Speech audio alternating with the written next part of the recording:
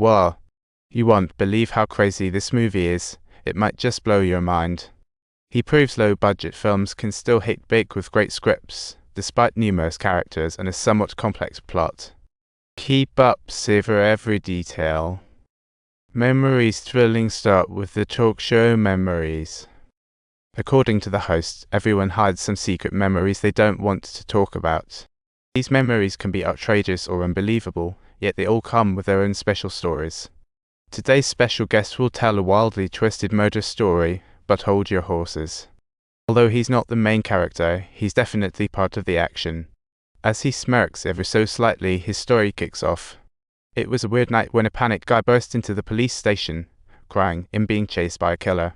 He looked just like Walter from Breaking Bad.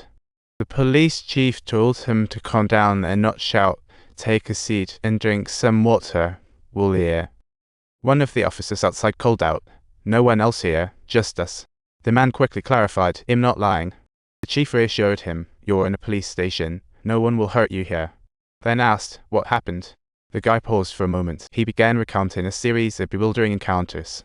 Just a day before, had found himself in a rundown house in the middle of nowhere, clueless about how he got there. He only remembers waking up having completely forgotten who he was.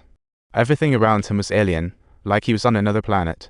Just then, a hat-wearing dude walked in, ignoring him entirely, just like how my cat ignores me. He lazily strolled in, like he was on a casual stroll. The man asked, what's going on? How did I end up here? The hat guy didn't answer. Instead, he pulled out scissors, ready to cut the bandages off the man. Now that's what I call hospitality. After snipping away the bandages, the man checked his body and said, you're good to go, leaving him utterly baffled. Intrigued, he decided to follow the hat guy. If he drove off, it would be game over. He leapt into the car, wondering, where are we going? Who am I? What happened? The hat guy still ignored him, focused on driving, when suddenly, the car jolted and the storage box popped open. Inside was a newspaper. And oddly enough, there was his picture, labeled suspect in 2 murders. The man was flabbergasted, examining his face and asking the hat guy, is this real? Am I really a murderer? Finally, the hat guy told the truth, claiming he did kill 2 people, and if he had to kill him too, it'd be pointless since he had lost his memory. So, he gave him 17 hours to figure out his memory, if not then it's goodbye forever. After that, the hat dude dumped him on the roadside. The poor guy couldn't remember anything but still panicked and ran away. He kept running when suddenly his phone rang, ruining his escape plan. He hurriedly answered, hearing a voice asking where he was. Innocent as ever, he had no clue where he was. From the description of an injured guy next to him, he was picked up by a man in blue. He learned his name was Wenji. The man before him was his good friend, Savanen. Savanen quickly asked Wenji, did you kill someone for money? But Wenji had no idea due to memory loss. I don't remember. What was I doing before? That's when Savanen understood it was serious in their hurried chat. Savanen began to explain everything. Wenji used to be an aspiring screenwriter with a dream to make a movie.